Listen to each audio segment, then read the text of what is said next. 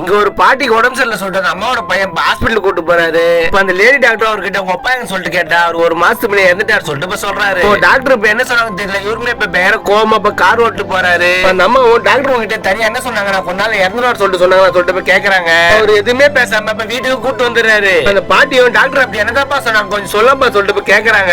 அந்த பாட்டி இப்ப பிரெக்னண்டா இருக்கா சொல்லிட்டு சொல்லி வச்சிருப்பாங்க. இது கேக்குற மருமகளும் அபாஷன் பண்ணி கூட்டு வந்தா சொல்லிட்டு சொல்றாங்க. டாக்டர் 3 மாசம் ஆயிடுச்சு, இதுக்கு அப்புறம் அபாஷன் எல்லாம் பண்ண முடியாது சொல்லிட்டு சொல்லிருப்பாங்க. இந்த பாட்டியோட பையன் இதுக்கப்புறம் சாப்பிட்டு மூலையில படுத்து கிடக்கணும், வெளியே வந்து அசிங்கப்படுத்தாதான்னு சொல்லிட்டு இப்ப சொல்றாரு. இவரோட பொண்ணு பிரெக்னண்டா இருக்கிறதுனால அப்ப வீட்டுக்கு வரா. அந்த பொண்ணோட அப்பா மாப்பிள்ள எப்பமா வர சொல்லிட்டு இப்ப கேட்டா 2 நாள் கழிச்சு வராராப்பா சொல்லிட்டு இப்ப சொல்றா. இந்த பொண்ணு பாட்டி எங்க இருக்காங்க சொல்லிட்டு இப்ப பாட்டியை பார்க்க போனா பாக்குறதுக்கு இந்த பொண்ணோட வயிறு பாட்டியோட வயிறு ஒரே மாதிரி இருக்கு.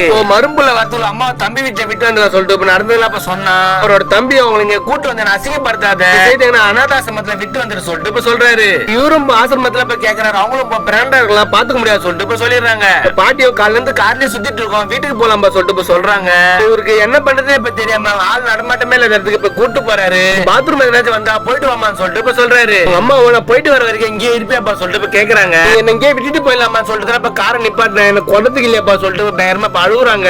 இதை கேட்ட அவருமே பேருங்க வழி தேர்ந்தமா சொல்லிட்டு பயங்கரமா இப்ப கத்திரி இப்ப அழுகுறாரு. கொஞ்சம் காசை இப்ப கீழே வச்சுட்டேன், பாட்டியுமே இப்ப அங்கேயே விட்டுட்டு போயிடுறாரு. கொஞ்சம் வருஷம் கழிச்சு இப்ப காட்டுறாங்க குடும்பம் எவ்வளவு முக்கியம் சொல்லிட்டு இப்ப ஸ்பீச் கொடுத்துட்டு இருக்காரு. அந்த ஸ்பீச் கேட்ட ஒரு அம்மாவும் ஒரு பாப்பாவும் அவர் கூட்டு இந்த பாப்பாங்களை என்ன கொடுக்கணும்னு ஆசைப்படுறான்னு சொல்லிட்டு ஒரு அம்மா முன்னாடி எந்த காசை துணியில கட்டி வச்சுட்டு போனாரோ அதே காசு இப்ப குழந்தையும் அவர்கிட்ட கொடுக்குது. அந்த குழந்தை தான் இப்ப பாட்டி அம்மா வயிற்றுல அந்த குழந்தையா இருக்கும். ஒரு கப்பல்ஸுக்கு குழந்தையிலன்னு சொல்லிட்டு பாட்டி அம்மா அந்த குழந்தைய கையில கொடுத்துருப்பாங்க.